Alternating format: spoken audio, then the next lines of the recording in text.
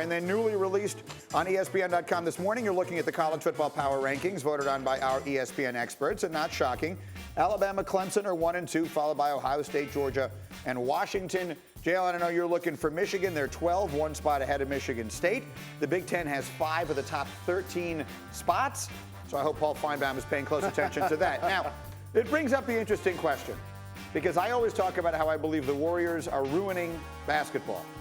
Alabama and Clemson, you don't even have to ask the question, who are the top 2 teams going to be? It's going to be Alabama and Clemson. They kind of own the sport right now. Are Alabama and Clemson ruining college football? Not at all, and it may be blasphemous of me to say this, but since they have Urban Meyer, Ohio State's been in that conversation pretty much as well. Sure. And I don't think when you have all-time greatness like a Nick Saban, he has 6 championships. The rest of the active coaches throughout the country have 5 combined.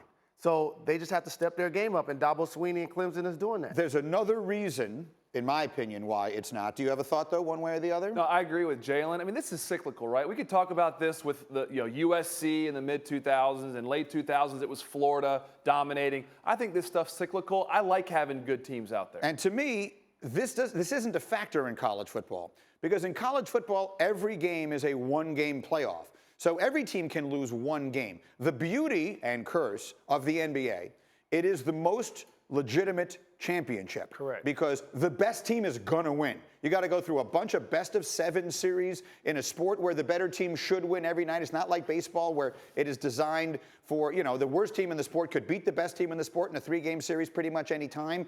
Basketball, the champion is going to be the best team. The best team's going to win. That's why the Lakers and the Celtics have dominated the sport in a way that it never happens in other sports. So Alabama and Clemson are clearly head and shoulders the 2 best programs in the sport right now. But it doesn't mean they're always going to win, because every single game could be the end. And of course, they recruit the best players, have amazing staffs, and terrific head coaches.